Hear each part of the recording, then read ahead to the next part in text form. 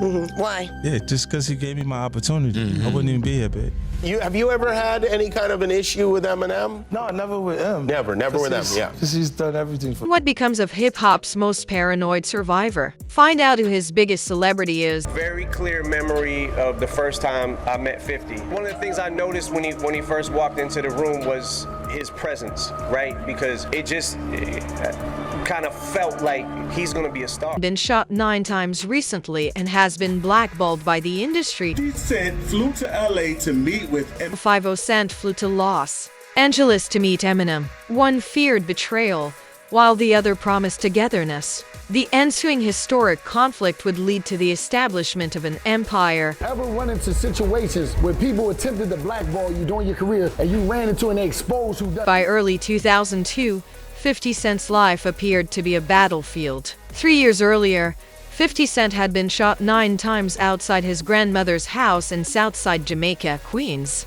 And he lived long enough to Karma. Explain to me again why this guy was hired to shoot you 9 times. Well, you was paid because someone, felt like that I would potentially do something to them if they kept going in the direction that they were going. Man, you are tough. Furthermore, despite the fact that 50 Cent lived to tell the story, the music industry treated him as though he were radioactive. Radio stations refused to broadcast his songs.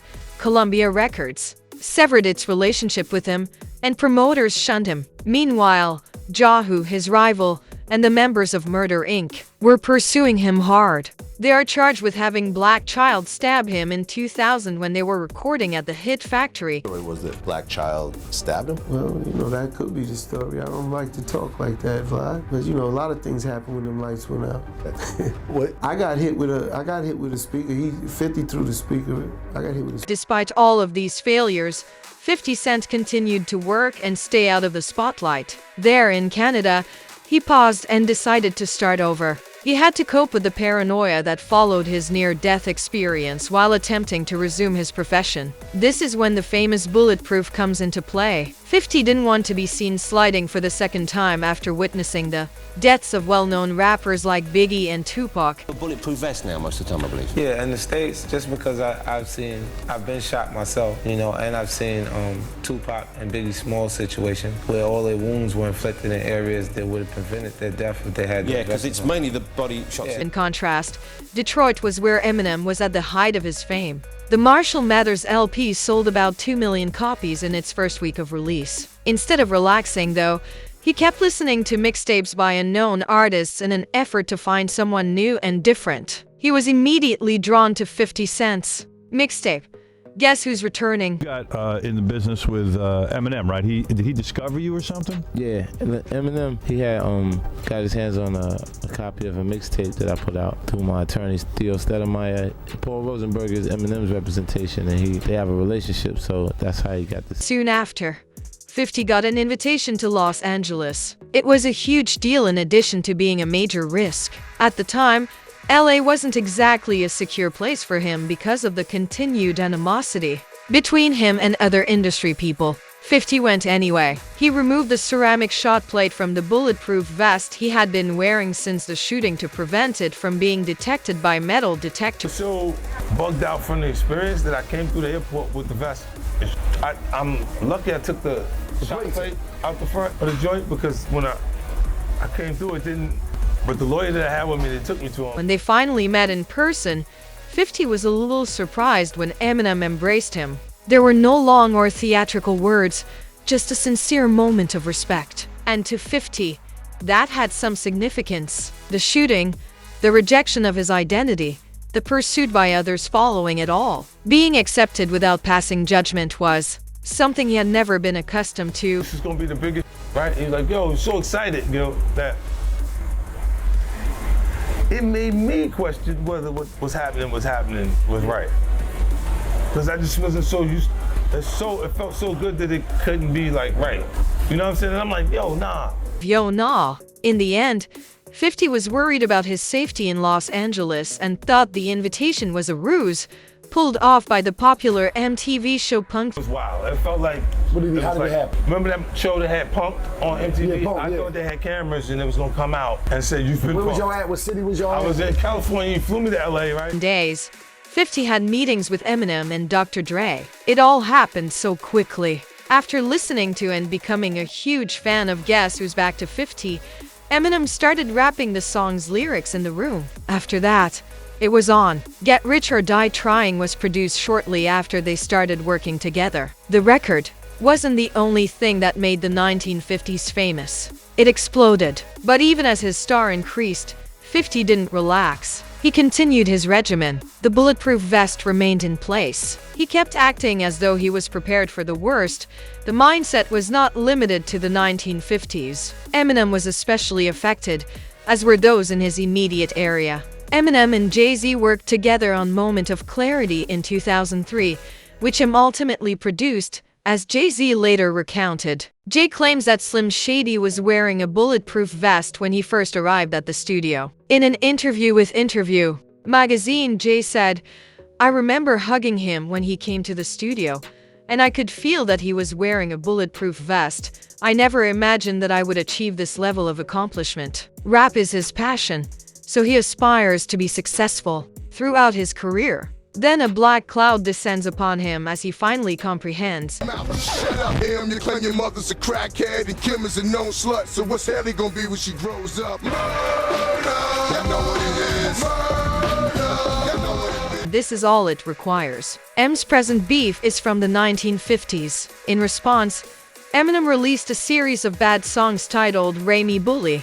The message was clear. If you raise his child, it's war. The winner in the end was Eminem. He was more effective at teasing. He was still well known. After that, Jay's career started to fall apart. However, Eminem was actually already aware of this. As with Dr. Dre, he was used to taking over people's arguments, even if he wasn't the one who started. When Eminem signed with Dre, he got more than just a capable teacher. He bore Dre's load too. One of the most important things in that baggage was Suge Knight. In LA, during the whole East Coast, West Coast beef between New York and LA, and between Death Row and Bad Boy, and M had inherited Dr. Dre's beef by signing with Dre. M was now the prodigy of Dr. Dre. When Dre departed Death Row and started working with Aftermath to develop something new, Suge wasn't exactly watching from the sidelines. He hated to imagine Dre prospering without him. It was made worse by the fact that Dre had found a new golden boy who was the buzz of the town. Dre getting back on, got this white rapper that's ended up being the best rapper in the Suge had a problem with it. He was like, you know what? That kid need to be with us over at Death Row. Suge wants to be in charge, or at least have that power. And that tension was evident in the mood during the 1999 Source Awards. On Suge's behalf, many Death Row staff members went directly to Eminem and delivered a message. Nothing concrete occurred, but the message was clear. I was walking to his seat, I'm standing up to the side, and M was cut off on his way to his seat, and all these guys in red shirts surrounded him. And I'm looking at M's face, and I'm looking at these guys, I'm like, something ain't right. So I started making my way around to come up the aisle, and next thing I know, you see all these guys talking about Death Row, Death Row, Death Row, Death Row. So by the time I cut in, I step in front of M, I push the guys back, like, yo, what the f going on here, man? He said, Death Row? What's this Death Row about? This Death Row life. I was like, Death Row, what does it got to do with it? The tone resurfaced in 2003 when the music video for 50 Cent's breakthrough single was recorded in a club. Suge made his mark when he physically reappeared with a crew this time. It was more than just revealing one's face. Clearly, he was there to deliver a message to Dre and Gunn. I remember the time, actually, it's funny because he showed up in the club video. He came, it was like, Suge's outside, Suge's outside. Everybody like, he was running, dropping shit, like, man, everybody going, I'm in front of the camera like. However, before there was any real violence, Eminem stood up for his people. He didn't let 50 or Dre deal with it. He intervened to counter Suge's intensity and made it clear that he could not be intimidated or forced. The Suge is his favorite cigar. And it's the Suge. He liked the cigar, and he was trying to see what you gonna do. So Eminem, 50, everybody outside, like the cigar. I was bugging because I seen, this is when I knew Eminem was real. He's like, I don't give a f, man. This is when I knew, I'm like, damn, Eminem is a real, these niggas, 50's outside, what's up? And then Suge just walked away. The Mexicans looked kind of confused, like they didn't know what was going on. But came outside. Eminem came outside 100%. Wow. Oh, what did I miss? Even if 50 Cent and Eminem decide to stop wearing the bulletproof vest, their friendship will remain strong. When Eminem, a longtime friend and co-worker, appeared at the 2020 50 Seconds Hollywood Walk of Fame event, it was evident. Check it out. Of all the things that I don't remember about 2002, I have a very clear memory of the first time I met 50. And I think one of the things I noticed when he first walked into the room was his presence, right? Because it kind of felt like he's gonna be a star. Like just the way he carried himself, swagger, everything. Like, I don't know. It just seemed like he was the whole package. M showed even more dedication when the 2022 Super Bowl halftime show was announced. Rock Nation, which has been in control of the NFL's live music entertainment, seems to have objected to 50's involvement on the show.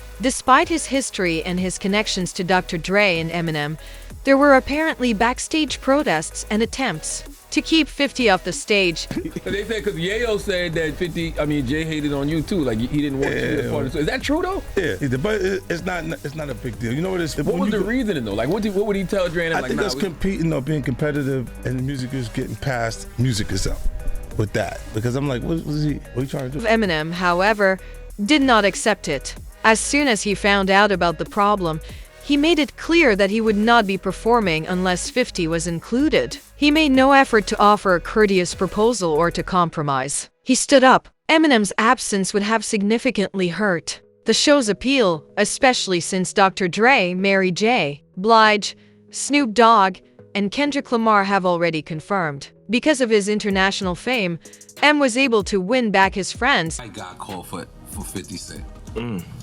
So I said, who's the white guy? I'm digging this Jimmy Iovine. And he said, no, Eminem called directly for 50. And he said, that's his guy. He said, I can't do it if I can't bring 50 up. But that's his guy.